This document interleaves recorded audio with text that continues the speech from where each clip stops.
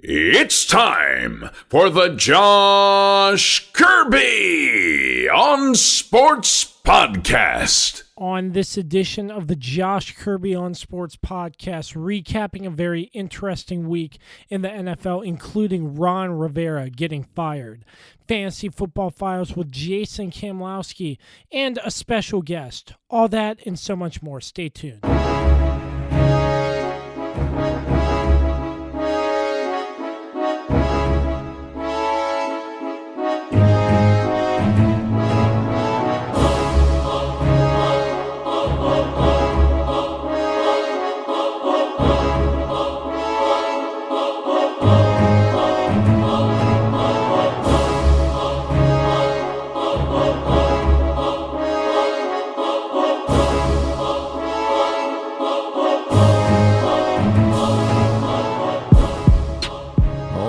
I'm glad you connected. This is Dave Johnson, voice of the Washington Wizards. You have connected to the right place because you are listening to my man, Josh Kirby on Sports Podcast. Welcoming you inside another edition of the Josh Kirby on Sports Podcast. Breaking news to get this podcast started. The Panthers have fired head coach Ron Rivera. And Ron Rivera has been a decent coach for the Panthers, in my opinion. He ends his tenure in Carolina after 8+ years, a 76-63 record with a Super Bowl appearance in Super Bowl 50. This comes after a loss to the Washington Redskins. We'll dive into that game more, but some breaking news here on the Josh Kirby on Sports Podcast to get things started.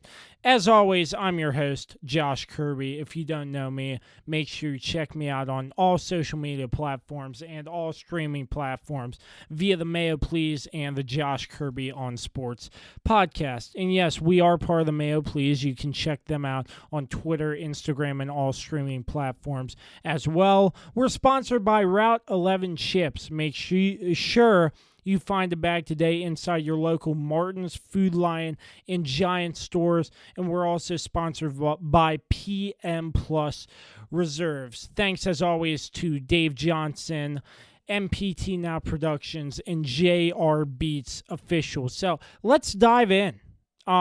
Very, very interesting week 13 in the NFL. Starts off with your Thanksgiving slate of games.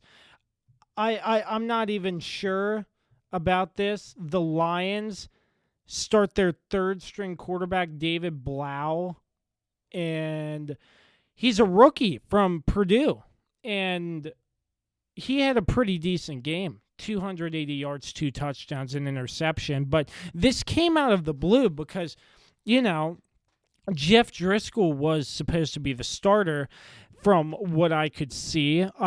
I still can't figure out why they had David Blow in, but it was a really close game on Thanksgiving as the Lions fall to the Bears by 4 points, but it was a pretty back-and-forth game. I thought this would be more of a game that the Bears would just dominate, but it is a division game, always a toss-up, as you know, but a great start to the Thanksgiving slate of games. Then Buffalo upsets the Dallas Cowboys. Not really an upset. Buffalo had the other hand better record, but the Cowboys just did not play well, period. And the Buffalo Bills took advantage. Josh Allen did really good. The rushers had a good game. Frank Gore, he surpassed Barry Sanders. So he's up there. Altogether, a great game. 26-15 final score on that one. And the Sunday night, Thursday header game, the New Orleans Saints beat the Atlanta Falcons 26-18.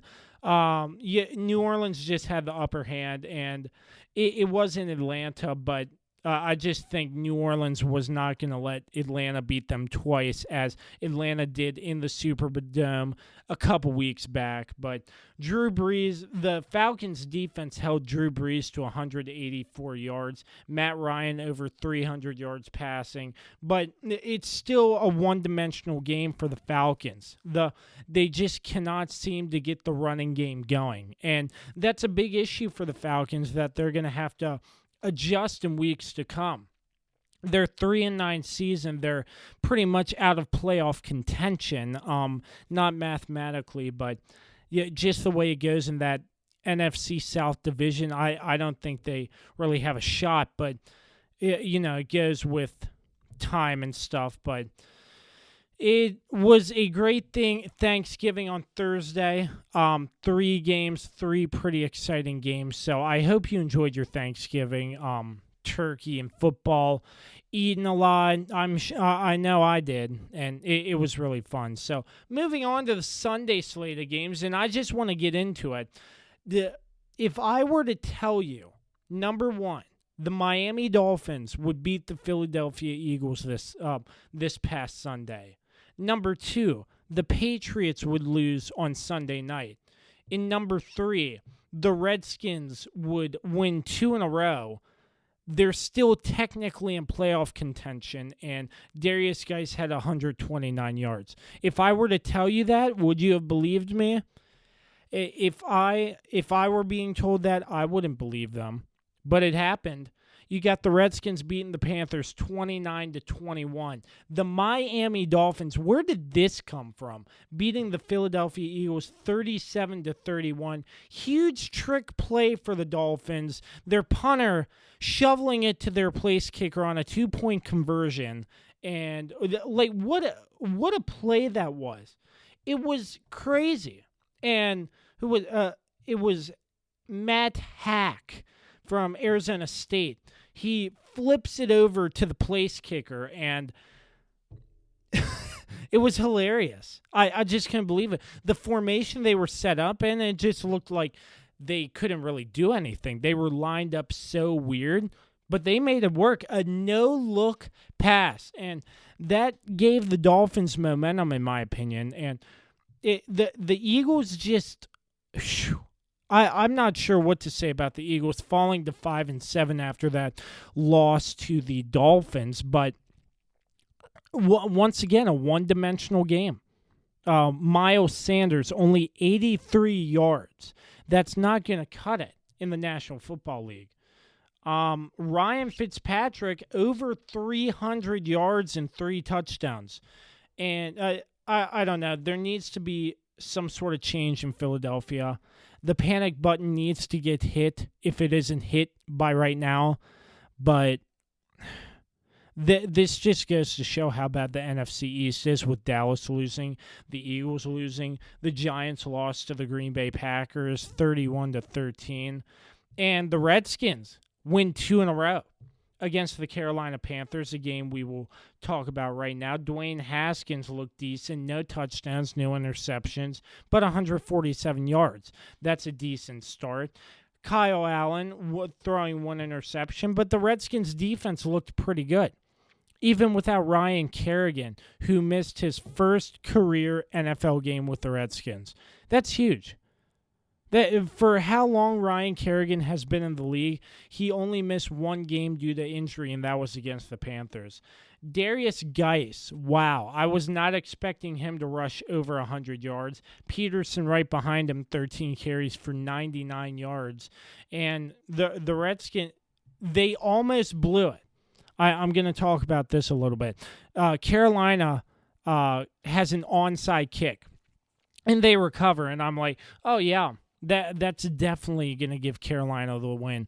Only Washington would blow an onside recovery to give the team a chance to win. And that's what happened. But it came down to 4th and goal at like the 5, if I'm correct, somewhere in the red zone. And Kyle Allen's in the shotgun. He holds onto the ball too long, and he gets sacked like 20 yards behind the line of scrimmage. And that's just a situation there where you need to get rid of the football. And it was crazy to me, because I thought it was for sure going to be a conversion and the Panthers would have won. But no, the Redskins defense stepped up on that last play and they got the win. And it was crazy to see, but but going back to the Panthers firing Ron Rivera, I mean, he was a decent head coach with what he has, but I mean, he was still struggling with the pieces he had. You know, Kyle Allen, he was doing pretty good, but with Cam Newton on IR, and I mean, he had good pieces. I guess Carolina's new upper management just didn't like the direction Ron Rivera was coaching the team in. So he got fired after that 29-21 loss over the Washington Redskins. And the Redskins have won 2 straight. And mathematically, the Redskins are not out of the playoffs. There's a scenario if Dallas loses out, Philadelphia loses all their games except for Dallas. No, excuse me. Loses all their games except for Dallas. And the Redskins win out. They can make the playoffs with a 7-9 record. No, I'm not getting hopeful. Not at all.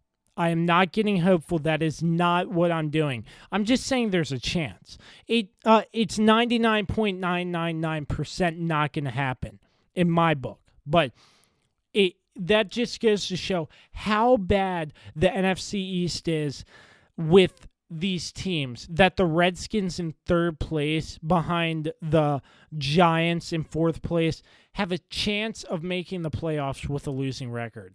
That's just mind-blowing. Just think about that. Other scores around the league from Week 13. The Cincinnati Bengals get their first win of the season, having Andy Dalton right back in.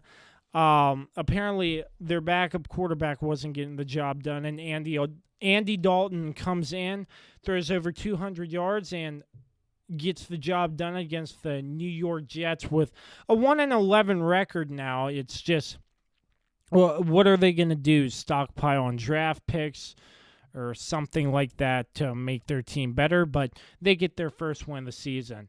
Next game I want to talk about, the game of the year.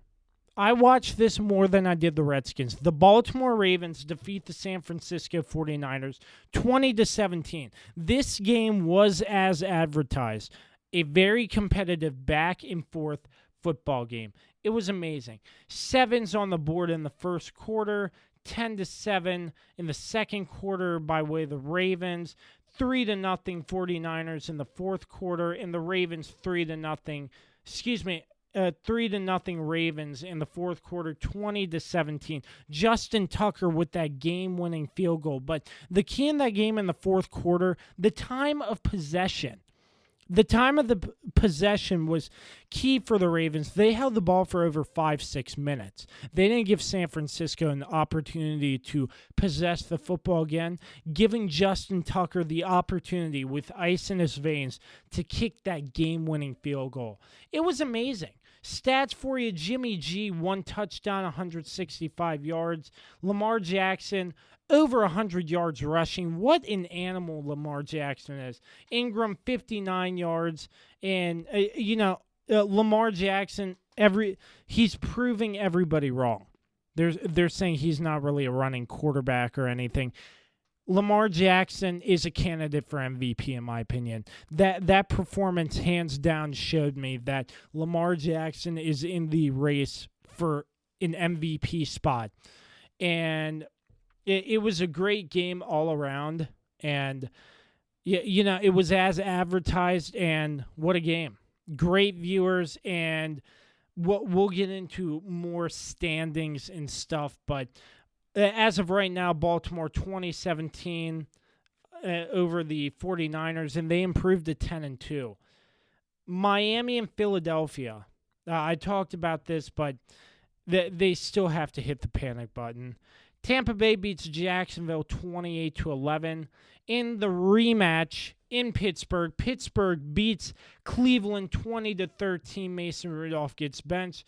Devlin Hodges throws for over 200 yards passing. Kansas City routs Oakland. Not a lot to talk about there. Los Angeles Rams routs Arizona 34-7. Denver and the Chargers. What a game this was. The Chargers were down early in this game, and they come back, almost beat them. They have a field goal to take the lead. Tie, at 20. And the Broncos are driving down the field. And by the way, they have rookie Drew Lock starting for them over Joe Flacco, 18 for 28, 134 yards, 2 touchdowns, and an interception for the rookie out of Missouri. He looked pretty good in his first start, and he gets his first win. How it happened was the Broncos were driving pretty deep out of field goal range, and Drew Lock fires a bomb. I forget who it was to. I'm not really sure who it was. I think it was Sutton. I'm not for sure, but anyways, he fires a bomb, draws pass interference. They're inside field goal range, and Brandon McManus just drills one to win the game. So that was a very interesting game. But the Chargers, they're just struggling. They're struggling, and they need to find a way to start winning games. And this loss against the Broncos, I think the Chargers will not have a spot in the playoffs after that. They were on the edge, on the fence of making the playoffs and not making the playoffs. But after this loss, I think the Chargers will not have a shot at making the playoffs. But next game, the Sunday night game. Wow. Houston plays an all-around game and gets the win over New England. Even a trick play, DeAndre Hopkins throws for a touchdown. That's crazy. All around, great game, back and forth, but the Texans were just ready to play. And it's very huge to beat a team like the New England Patriots. 10-2 they fall to.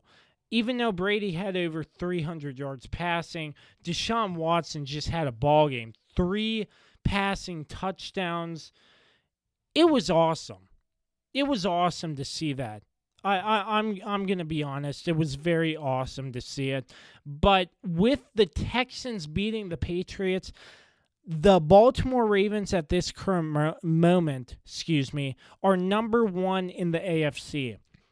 I'm not sure if this is going to stick at all, but for the time being, the road to the Super Bowl goes through Baltimore. And that's huge.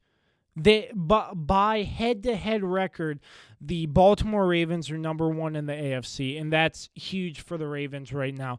Big confidence boost, and we're just going to have to see how things turn out down the home stretch. It is December, as you know, so only one more month of regular season football before we get into the playoffs. So we'll be taking a look at the standings very, very closely.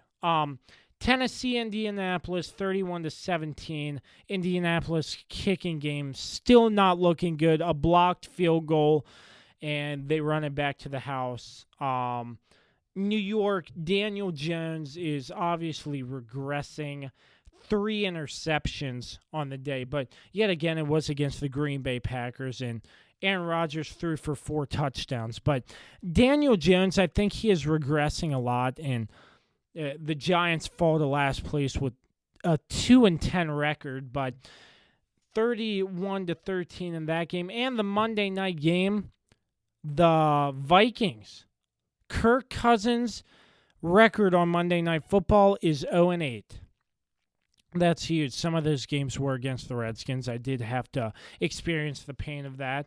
But all around, still another close football game, but the Seahawks come away victorious. Chris Carson had a really great game on the ground rushing. Dalvin Cook, on the other hand, he goes out with an injury.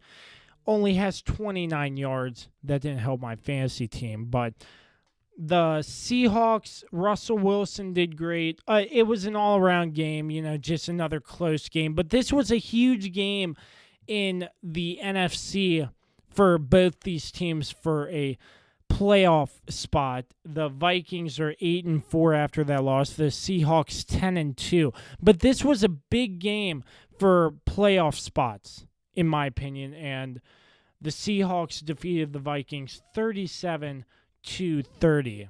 So, once again, wrapping up Week 13, starting Thursday night, the Chicago Bears beat the Detroit Lions 24-20. The Bills over the Cowboys 26-15. The Saints over the Falcons 26-18. Sunday's slate of games, the Redskins over the Panthers 29-21. The Bengals over the Jets 22-16. The Titans over the Colts 31-17. The Ravens over the Niners 20-17. The Buccaneers over the Jaguars 28-11. The Dolphins over the Eagles 37-31. The Green Bay Packers over the New York Giants 31-13. Pittsburgh over Cleveland 20-13. The Rams over the Cardinals 34-17. The Kansas City Chiefs over the Oakland Raiders 40-9. The Denver Broncos over the Los Angeles Chargers 23-20. Houston over New England 28-22. Seattle over Minnesota 37-30. And that is your Week 13 wrap up. Very, very odd week to sum it all up.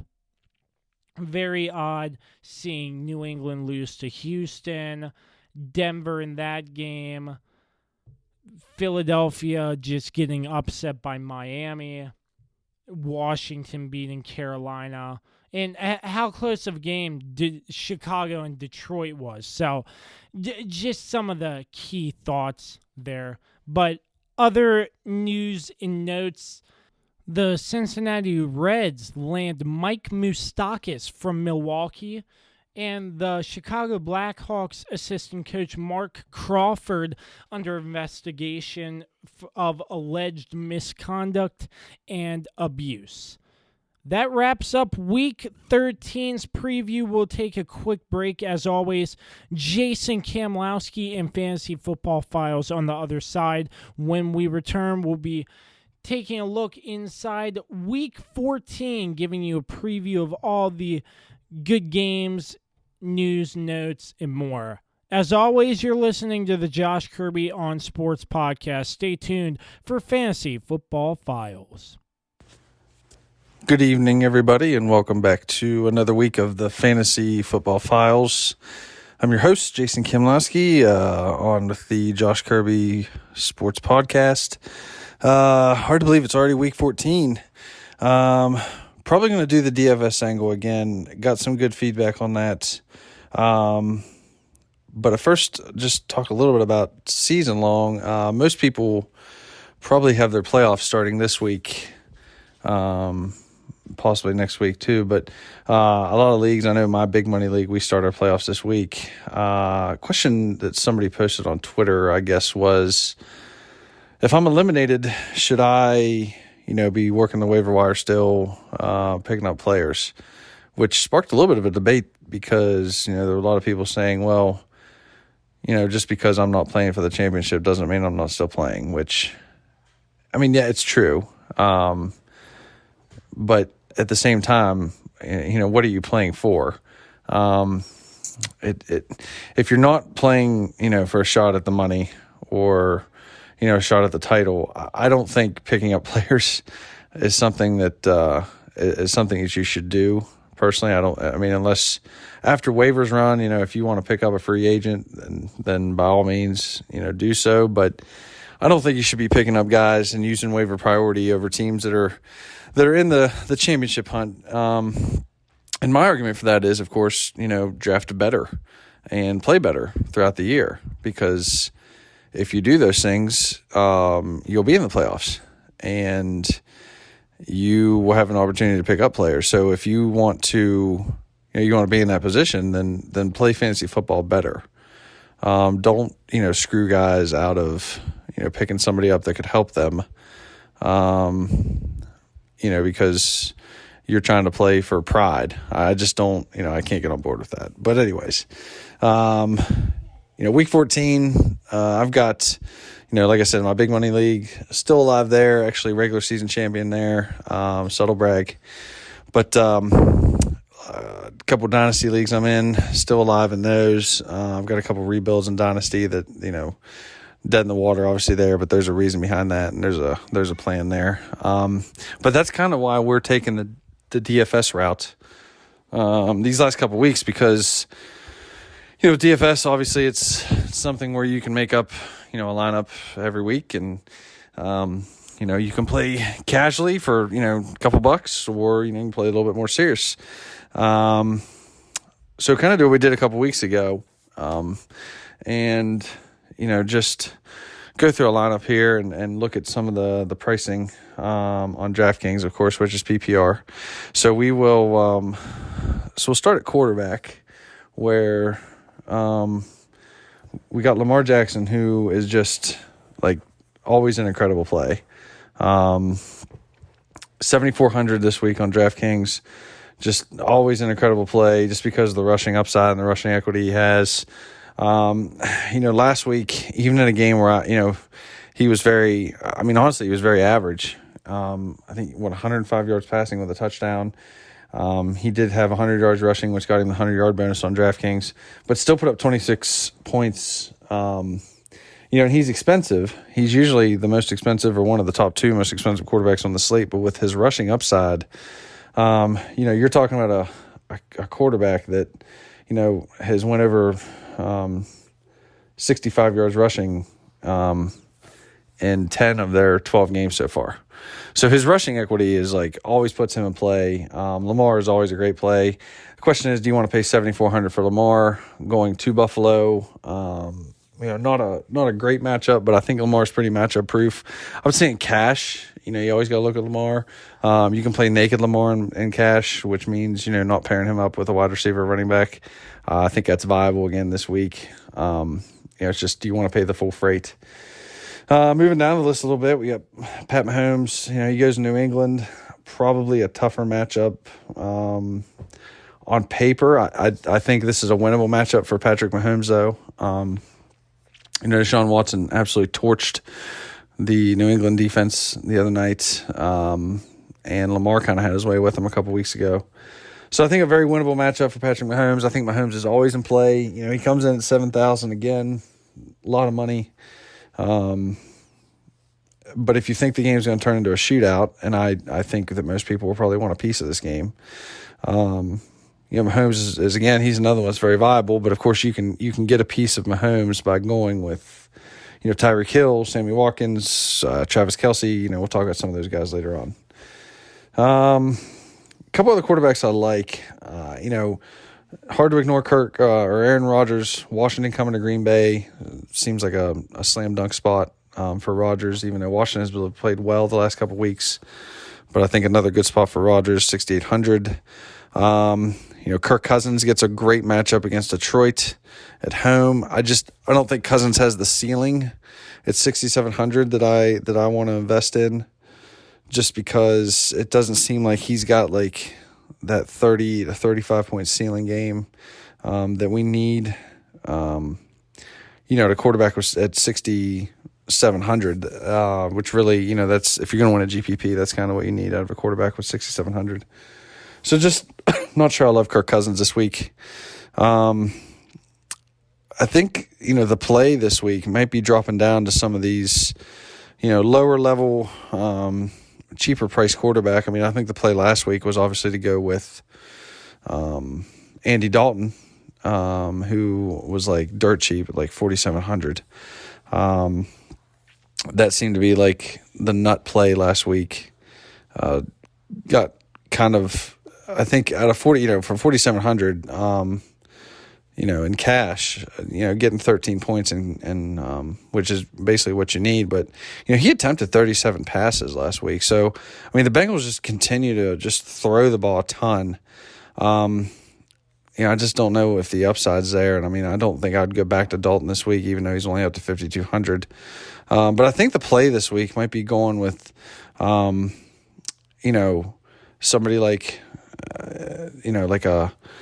maybe a Tom Brady against the Chiefs, because it doesn't seem like New England's really interested in running the ball. Tom Brady at 6,100.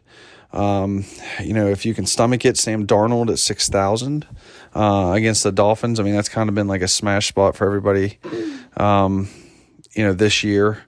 But, right now the highest over-under on the slate is Chiefs and Patriots, but it's only at 48.5. So, what we have on a 13-game slate is just a bunch of over-unders at 44.5 or below. So, the question we're kind of looking at is like, where are we going to get the upside here? And so you kind of got to look for like at the quarterback position, like where do we think that like a quarterback could have like kind of a blow up spot? And I think that's going to be one of the bigger decisions of the week is to kind of figure out who could have that blow up spot. I want to like Baker Mayfield, but again, he's just 6,300. He's just so hard to trust. I think Deshaun Watson could be a good tournament play this week at 6,500 going against Houston's defense. The cheap quarterback I think I like more than anybody else this week is probably Derek Carr. He's only $5,000 or $5K going up against Tennessee, which is a winnable matchup. The question just with Carr is like, anything else. I mean, he's just been, again, he's one of those guys that's just not going to have that 30-point ceiling that you need in a GPP. But for cash, like he'll definitely get it done. The problem is, like, there's not scoring any points. Like the last 2 weeks, the Raiders' offense has been terrible. Like they looked awful. Scored 3 against the Jets, 9 against Kansas City. I mean, just absolutely horrific. So I think quarterback's going to be a tough decision this week, and I think roster construction is probably going to dictate kind of where you want to go at quarterback, and you're probably going to have to get outside of your comfort level a little bit because some of the better guys are not necessarily on the main slate. Russ, being one of them, he's on the Sunday night game. So it's just, it's a matter of do you pay up for someone like Lamar or Mahomes, or I think do you go like further down the list and hope you can get like a 25-point game out of like one of these guys that are in like the 5K range. But that's going to be like a big decision to make this week. At running back, Christian McCaffrey's price actually came down from 10.5 to 10.3, which, he had by far his worst game of the year last week. Well, outside of the Tampa Bay game, he had like his worst game of the season last week. But I mean, he still had 17.2 fantasy points. But when you're paying 10.5, I mean, obviously you want like way more than that. But I think McCaffrey's definitely viable this week going up against the Falcons. It's just, do you want to pay up for him or not? Dalvin Cook has like a dream matchup, but obviously he's banged up, went out of the game Monday night with an injury, shoulder injury. Probably not, Cook is probably just going to be a tournament play this week for me, not really much of a cash game play. I think Derrick Henry is very viable against Oakland. He might be probably my favorite running back on the slate. If you look at his last 4 games, he's just absolutely crushing, averaging 29, 30. He's probably averaging 30 DraftKings points per game over his last 4. Getting a little bit of work in the passing game. He 3 targets last week, caught all 3 balls, but just running downhill, just getting downhill and just punishing people. My favorite tournament play this week, though, is probably Alvin Kamara against San Francisco. And I think New Orleans is kind of in a sneaky good spot here, even though San Francisco's defense is pretty good. So this is another one of those games where San Francisco is going to be on the East Coast, and it's like a back-to-back East Coast situation for them. It's also a back-to-back early week East Coast situation for them. I just think this could be potentially a get-right spot for Kamara in a game where he's probably not going to have a ton of ownership. And anytime Alvin Kamara gets down below, down below 8K, and he's all the way down to 7,000 this week, I think you definitely have to look at him. Because you look at the other running backs that are kind of in his same price range. I mean, do you want to pay $7,200 for Le'Veon Bell, even though he's going against Miami? I mean, it doesn't seem like Adam Gase can get anything figured out. Do you want to pay $6,500 for Josh Jacobs, even though he has absolutely no role in the passing game? I mean, I don't think you're paying $6,400 for Melvin Gordon or Austin Eckler. So I mean, I think Kamara is like the smash running back play for tournaments this week. And then, you got to kind of make some decisions, as always in the mid-range. I think James White could be a sneaky play on DraftKings with the PPR factor. If you want to go back to, Darius Geis after last week, his price only came up $200. He's at $4,900. If something would happen and Cook wouldn't play, obviously, his his backup, Alexander Madison, would be like the chalk running back, and I think you just have to eat the chalk this week. It's 4,500 against the Lions. I think you just have to eat the chalk and just go with him. But, we're recording this on Wednesday, so the injury reports, are kind of limited right now. But I think another guy that's kind of like in the 7,800 range is Leonard Fournette, because he's getting like a ton of work in the passing game now too, which that probably won't change with Gardner Minshew taking over at quarterback. So I think Fournette's definitely viable going against the Chargers defense. And if I would have to pick like right now, I think him and Kamara would be like 1-2 for me. Switching to wide receiver, some wide receivers and some good matchups this week. Stephon Diggs again. I think he's perfectly viable this week. Actually, I think he might be my favorite wide receiver play on the slate this week. At 7,600, if Adam Thielen's out again, especially, I think that just makes him even more of a slam dunk. DJ Moore going against Atlanta. I think it comes down to do you trust Kyle Allen? But DJ Moore's prone to kind of these blow up games. And he's been pretty consistent over the past 4 weeks. So DJ Moore's in play at 7K. You've got DeAndre Hopkins, which I think, again, is kind of another sneaky good play against Denver. I think that's a winnable matchup for him. 7,400. If you want to get on the upper side of this, Michael Thomas's price is down to 8,300, which, for a guy that last week was at 9,100 and 2 weeks ago was at 9,300. I know it's a tough matchup against San Francisco, and DraftKings is doing a really nice job of kind of adjusting their prices based on matchup. But Michael Thomas can win in any matchup. So I think 8,300 for him is perfectly reasonable. Same thing with Tyreek at 8,100, although Stephon Gilmore's kind of shut down number one wide receivers this year for the most part. Devontae Adams coming off another smash spot last week. Came through, 24 DraftKings points, which is, at 7K. That's 3 times value, which we'll take. But, you're kind of hoping for just a bit more there in a GPP. But, at 7K, that'll get you there in cash all day. Some of the lower price guys that I think this week, Marvin Jones stands out as a really good play at 5,400. AJ Brown 5,300, another really good play. I'm not real inclined to go back to the Curtis Samuel train or bucket, just because I just think that's kind of I think he's so inconsistent. I think that's going to be a tough pill to swallow at 4,900. But, some of the questions we get into is, kind of where do we want to go, when we get down to the 4K range.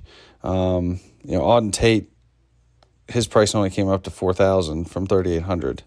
Is he still viable? I think he is, especially since the Bengals will probably be throwing a bunch that game. So I think Auden Tate's a good play. Although if John Ross is back this week, which it looks like he is going to play, John Ross, who is priced at 4,400, I think could be another great play.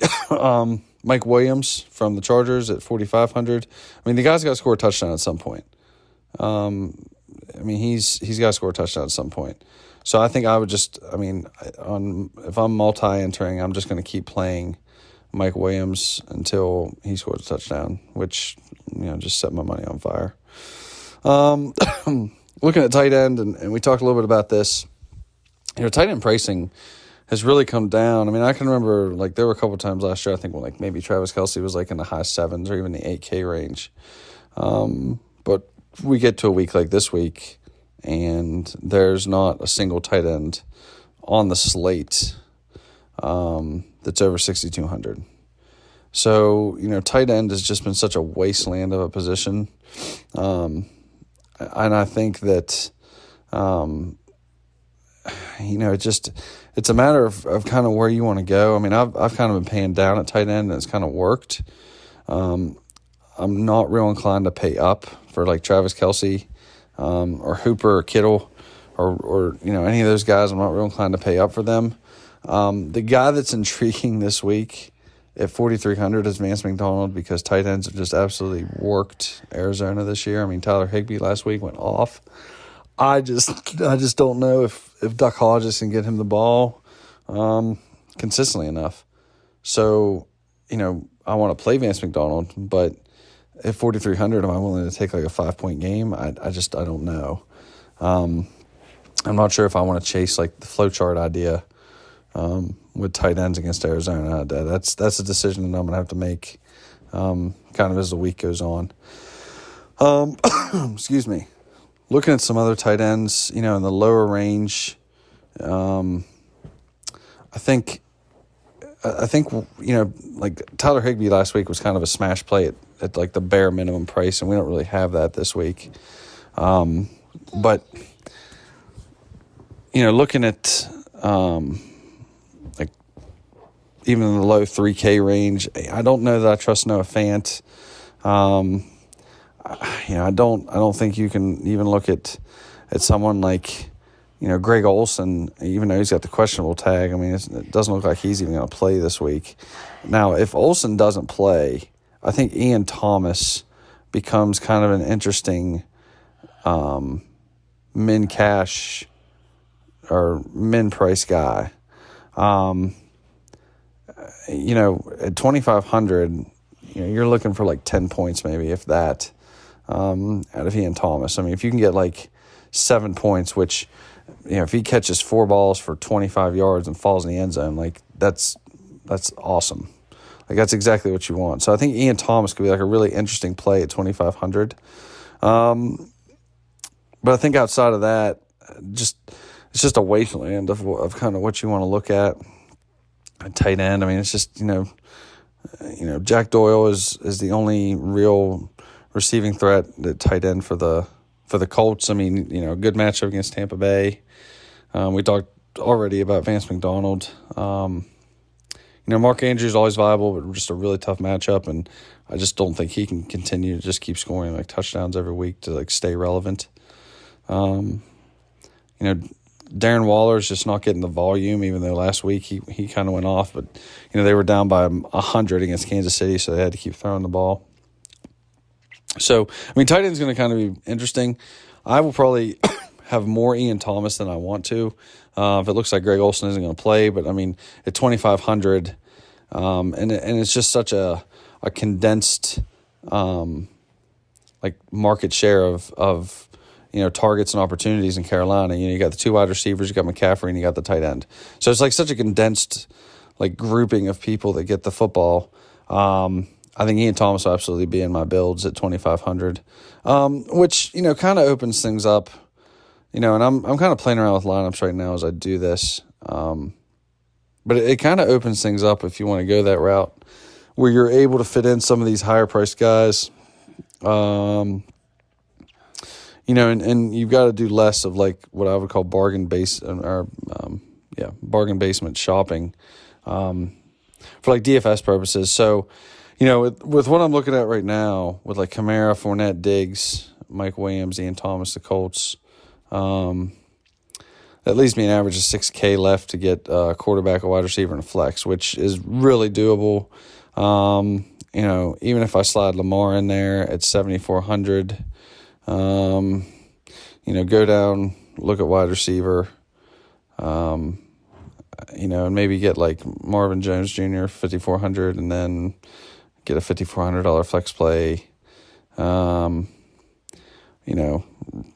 Even look at like Jameson Crowder or Phillip Lindsay to, that's, so you're looking at like Lamar Jackson, Kamara, Fournette, Diggs, Mike Williams, Marvin Jones Jr., Ian Thomas, Phillip Lindsay, and Colts D. That's a pretty solid cash lineup right there, honestly. Plenty of upside, plenty of floor.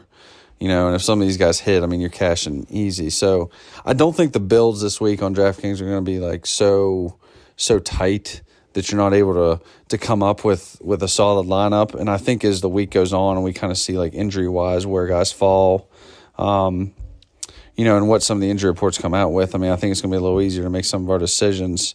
And there's some opportunity there. Does James Conner play against Arizona? If he doesn't, I think it's a Benny Snell. I think, he would be viable. Does Marlon Mack come back against Tampa Bay? I don't think any of the Indianapolis running backs are viable this week because Tampa Bay is just such a tough run defense. But if he doesn't come back, is it one of those things where we go to one of the backup running backs? I mean, I just don't know if any of the Colts running backs can be trusted.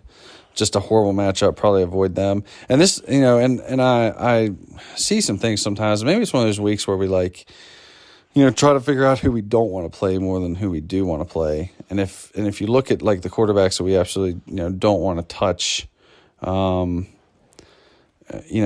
this week. I mean, Devin Hodges, Minshew, Dwayne Haskins, Drew Lock, David Blow. I mean, I'm even going to throw Fitzmagic in there. And Kyle Allen, like that narrows down. I mean, that eliminates like 7 quarterbacks right there.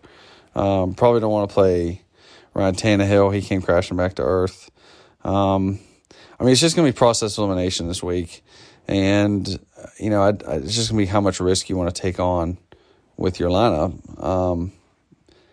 And it's early in the week. It's only Wednesday. I mean, we'll get some information. But I do think with the way the pricing is this week, it's going to be fairly easy to come up with a reasonable build, especially for cash. I don't think it's going to be too hard to do. So, like I said, the lineup I just built, just real quick while I was doing this: Lamar Jackson, Alvin Kamara, Lenny Fournette, Stephon Diggs, Mike Williams, Marvin Jones Jr., Ian Thomas, Philip Lindsay, and the Colts D. Pretty straightforward, pretty easy. You could pivot certainly to get, like in the flex, you could very easily pivot off of Philip Lindsay and go down to, like Darius Geis, probably get similar amount of upside, especially for the matchup. And that would get you up to 2,900, which would then allow you to get to the Ravens D. So, again, just got to play around a little bit, see what build works for you. But definitely the pricing on DraftKings, you should be able to do that this week. So for those of you this week that are in the first round of your playoffs, good luck. You hit me up on Twitter at Jason Kamlowski. Start sick questions. If you have questions about DFS and strategy and things like that, feel free to hit me up. Best of luck this week in Week 14, and we will see you back here next week for Week 15 of the Fantasy Football Files. Thanks. The Josh Kirby on Sports podcast, part of the Mayo Please podcast network, is sponsored by Route 11 Chips. Make sure you grab a bag today inside your local Martin's, Food Lion, and Giant stores. And our new sponsor and fellow sports fans at PM Plus Reserves, providing reserve studies for homeowner and condominium associations in the Washington metropolitan area for the past 30 years. Make sure you check us out on all streaming platforms via the Mayo Please and the Josh Kirby on Sports podcast. You can also find the Josh Kirby on Sports podcast on Facebook, Twitter, and Instagram, along with the Mayo Please on Twitter. Have any questions for the show? Feel free to shoot us an email at kirbyonsports@gmail.com. All right, we are back. Thank you once again to Jason Kamlowski, as always, for Fantasy Football Files. Does a great job each and every week. If you haven't checked him out, make sure you do so on Twitter at Jason Kamlowski. Bringing you back inside for a Week 14 preview. Starting off Thursday night, the Dallas Cowboys playing the Chicago Bears.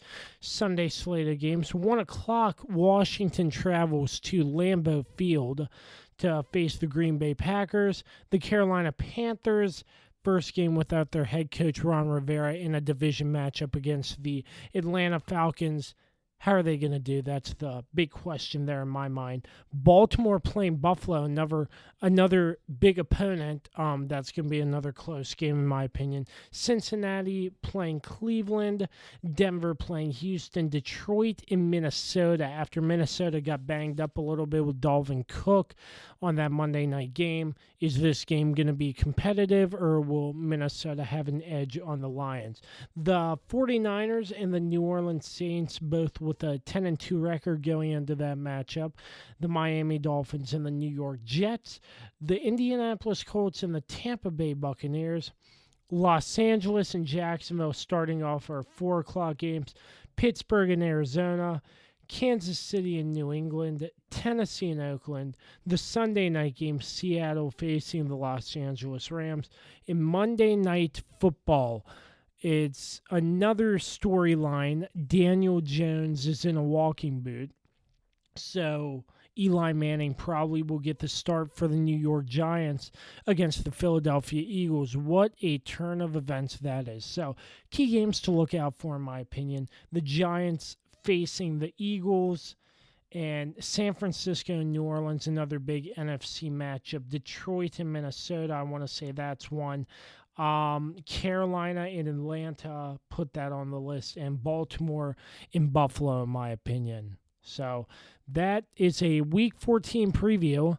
Coming up right now, a special segment. We have a special guest that I had the opportunity to speak with. So I'll go ahead and let you take a listen to our interview, and when we return, we'll wrap up the show. You're listening to the Josh Kirby on Sports podcast.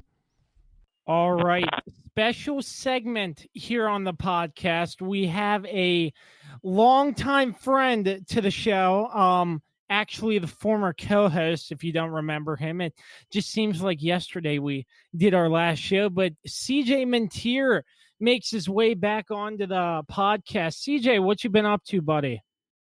Well, I've been grinding, man. I've been working my butt off out here making my own show, but it's I had you on last week, and you said you wanted to have me on, so I'm back to talk on Josh Kirby on sports again, I guess. Yes, sir. It's great to hear your voice again. So you still out there doing stuff with JMU? Yes, I am. Good. Just I'm still working. Same stuff, Olympic sports? Yes. Just getting more experience in Olympic sports still. Yep. Well, that's awesome. Way to grind.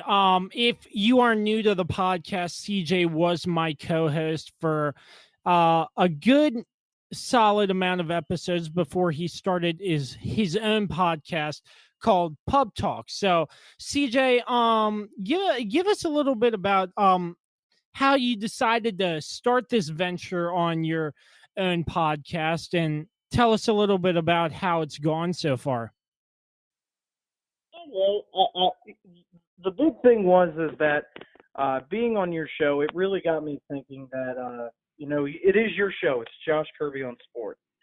And I knew that I wasn't going to be able to change that because it is something that you grew and something that you wanted to keep growing. And I knew that even if I stayed as your co-host, that it was never going to change, unfortunately, for Josh Kirby on sports. And I didn't want that to change. It's your own show. So I got to thinking on my own. And I basically, over the past 8 months that I was with you, I gained a lot of knowledge in working in the podcast, and I basically wanted to make my own show, but I wanted to make it my own.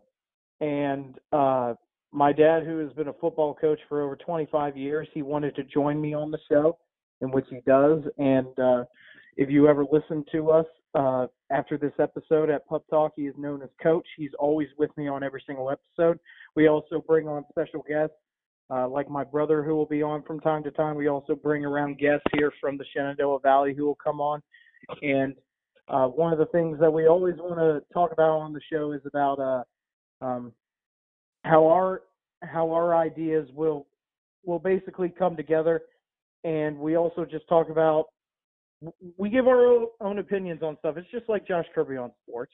Okay, it's the same thing really, but we have a little bit more knowledge on other areas other than just Washington sports, which is what Josh Kirby on sports is mainly about. It's about Washington sports, where we give our opinions more on other subjects, not just dealing with Washington sports.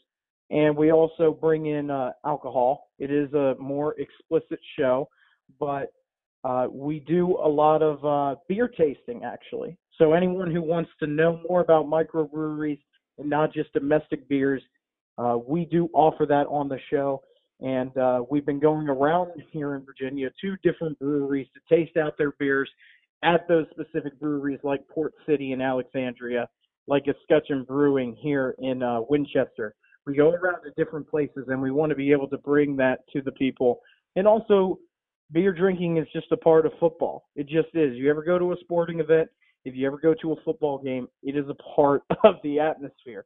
I'm sure you've met your fair share of drunken fans. That's not what we are. Okay, we don't get drunk on the show, but we do beer tasting, and we talk about football a lot. And during the off season, we do have something called Six Beers, where we mix and match, and we have more special guests on the show to be able to taste those beers so we can show them to the world. And we also talk about movies. We talk about guy stuff during the summer once football season is over, because no one really cares about basketball at that time, unfortunately for us. But the main point I wanted to get across is that our show is for everybody who enjoys wanting to learn about sports from a different perspective, like Coach and I, because we've been around the sport of football I've been around for over 20 years, and Coach has been around for over 25 years as a coach. That's why he's called Coach. And we bring in special guests who know a lot about football, and we always want them to join in. We don't just want them to be a guest and have us ask them questions. We want them to jump in, which is what Josh did on our, I want to say our second most recent episode. He was on our show, and of course, he always has good insight, and we wanted him to be on the show, and we wanted to be able to promote our show with him on it, and that's why we're on this right now, because we want you guys to come on over to Pub Talk. We want you guys to enjoy our show, and we think that we are a very good show for you guys to enjoy, and that's Pub Talk. We are on Spotify at CJ's Pub Talk, and also on Podbean at Pub Talk. And you can follow us on Twitter at the PubQM. You can find us on there. We post all of our episodes every single week, and we hope you guys will enjoy all of our episodes if you do tune in to our show. Yeah, you saved me some breath there, so I didn't have to plug you. You plugged yourself. So, you review beer. Tell us a little bit more about that. Have you been able to visit like microbreweries and stuff? Like, how does that work? Do you go out to different breweries and like, hey, I like this, I want to get it on the show, or how does that work? So basically, here, luckily in Winchester, we actually have a store called the Better Beer Store, and then also in Front Royal we have the Apple House, and these stores carry a lot of microbreweries. And so when we taste them, and we notice that they are from here in Virginia, well, we take a stroll out there. Just this past weekend, we went out to Alexandria, which has Port City. And by my estimation, it is right now the best brewery in Virginia. Out of all the breweries we've been to, Port City has the best selection of microbrewery beers, and it was phenomenal. And that's something that we do, is that we want to be able to go out to these breweries to also taste the beers there, see how it's made.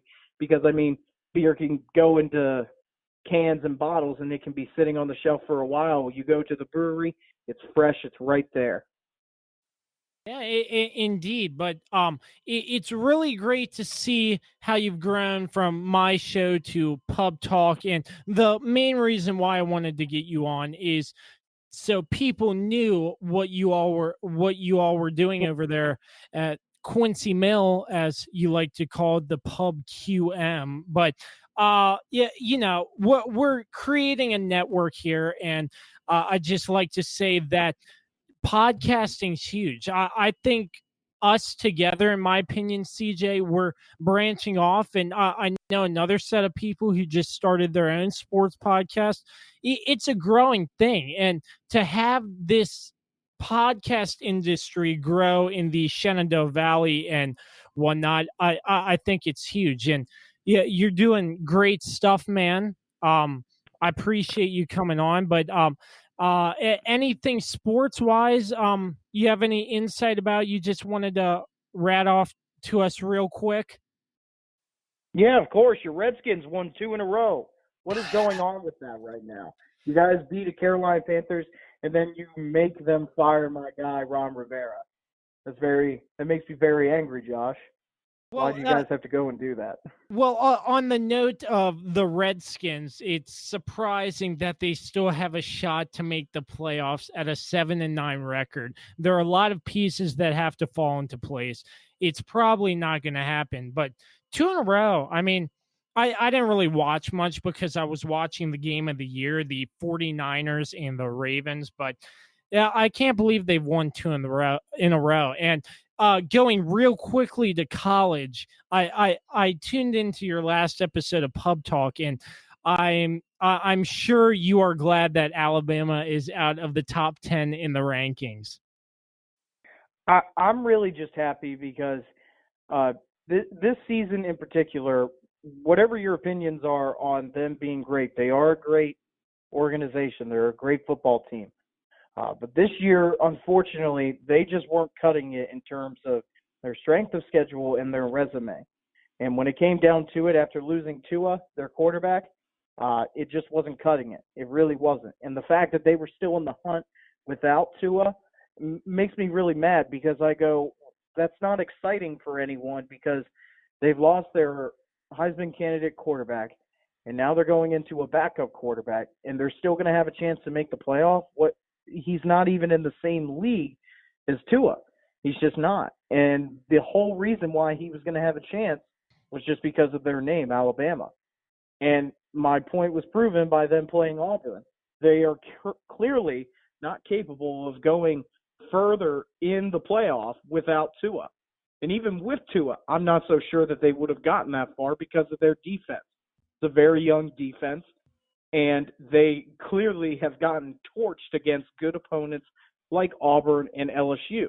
And yeah, I was very happy to see that Alabama is no longer going to play for a national championship this year, because it's not good for the sport. No matter what team you root for, it's not good for the sport when every single year it's the same national championship. We've had the same national championship for the past 3 out of 4 years. That's embarrassing, and I am glad to see that it won't happen this year. And I do know about the college football playoff system, how it's very small, and a lot of people are like, hey, we don't like this. In your opinion, do you think the college football playoff should expand to like an 8 or 16 team format? Yeah, I just, here's the thing. I'm glad to be an FCS fan. I'm glad to go to a school in the FCS, because at least my Dukes will always have a chance, if they make the playoffs, to win a national championship. There is always a slim chance, even if they are the last team to make it into the bracket, they will have a chance to win the national championship. The fact that they have conference championships at the FBS level is ridiculous to me, because it doesn't matter, because that is like their national championship. Every single time you see Appalachian State win their conference at the Sun Belt, or you see Memphis and Cincinnati going at it right now for the AAC, what is the point? All you're doing is bidding for a bowl game, and yet for some reason they won their conference, but they will not have a chance to play for a national championship. It makes no sense. I don't care if you say that they are not good enough to play for a national championship, then play them. If they are not good enough, then they will lose in the first round, or they will lose in the second round. If they are not that good, then prove it with a 16-team season, with the amount of conferences that are in the playoff, that are in the FBS. It is ridiculous to me that if Alabama would have still stayed in, we would have had almost 3 teams compete for a national championship from the SEC. That is, 2, and then Ohio State and Clemson. We would have had 2 teams from the SEC, one from the Big Ten and one from the ACC. What about the Big 12? What about the Pac-10? What about those conferences? I don't understand that. How those conferences are not they're just not good enough, apparently, to play for a national championship. That's ridiculous to me. And that's why I'm happy to be a part of an FCS alma mater, where I know that at least I will have a chance. Because North Dakota State, if you follow FCS football, has won national championships 7 out of the past 8 years. The one year that they lost was because of my Dukes, and we went into the Fargo Dome and beat them. Any team can go in and beat anybody. But at the FBS level, there's just no point. And the final point I'll make is how do you get 64 teams for March Madness to happen, but you can only get 4 for a national championship? That's what I'm saying. For football. That's ridiculous to me. That is That is ridiculous to me. That's all. Yeah, that's what I'm saying. I mean, 64 teams for March Madness, and why aren't you following a format similar to that? Everybody I've talked to about this, they're like, oh, then you're going to have a number 1 seed knock out a number 16 seed. And we're going to have a blowout. And I'm like, why not? Maybe there's going to be that one upset, like University of Maryland, Baltimore City, or County. But, all this upset. You could just say UNBC, but yeah. Yeah, exactly. That's the thing to me. That's what makes college football so great, is that we have all these passionate fans. And who's to say that just that one time that you have that Appalachian State upset in Alabama, who's to say that can't happen on any given day? On any given day, anybody can be beat on any given day. But yet, for some reason, it's just not going to happen. It's a better system than we have now than when we have with the BCS. It is. I'll give you that, because the BCS era was bullcrap. Okay, that was. The BCS era, you just had to get the luck of the draw to get into the national championship. You had to get the luck of the draw. You could be the number 4 team and make it in. You could be the number 4 team and make it in over the 2 and 3. That's how the BCS era worked. Yeah, so very great insight. We could go all day about talking sports, but unfortunately we don't have time for all that. But CJ, before we let you go, do you have any last words for your former podcast, the Josh Kirby on Sports podcast? Yeah, well, I hope that I hope the people who listen to this show will come on over to Pub Talk and listen to our great insight. And I hope that if there are some Steeler fans who listen to Josh Kirby's podcast, you'll understand just how good of a season Pittsburgh really is having right now. I am truly, as a Steelers fan, I'm dumbfounded with the way that the Steelers are playing. And in my mind, I really feel like Mike Tomlin should be the coach of the year in my mind, because of the season that he's turned around with old Ducky Hodges. That's all I have to say. Oh, yeah, no doubt about it. But, I mean, we can go on and on and on. It just feels like good old times, CJ. But hopefully we can get you back on the show for a full episode talking more sports, just like the good old days. But you can go back to all our previous episodes back from the very beginning, and you can listen to me and CJ. We used to podcast every week talking about sports. It was a great time. But CJ's off doing his own podcast, but together we're growing, networking, and hopefully one day we both can make it big or something. But CJ, as always, thank you so much for calling in. Great pleasure to be speaking with you again, sir. And hopefully we can get you back on soon.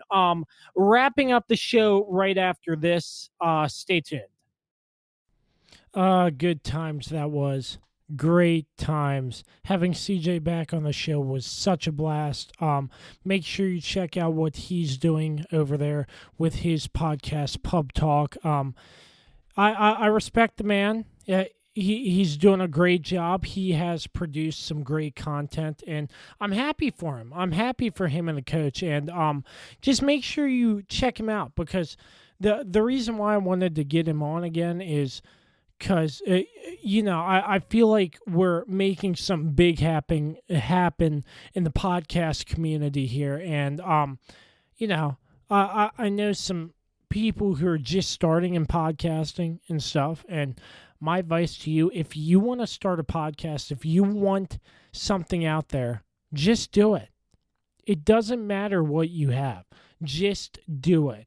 All you need is a voice in a recorder. Somehow, some way, you can get it done. So, my main point about this is just do what you want to do. Like if you want to start a podcast, do it. Because I feel like this area, we're just growing. And eventually maybe CJ and I would have made an impact on other people and they want to start their own podcast. That's what I'm hoping that some people take away from this. But it was great to have CJ on. Thank you so much to CJ for coming on, and make sure you check him out on Twitter at CJ Mintier and on Twitter at ThePubQM. That wraps up this episode of the Josh Kirby on Sports podcast. Thank you so much for tuning in, and we will catch you on the next episode. Till next time, so long and peace out.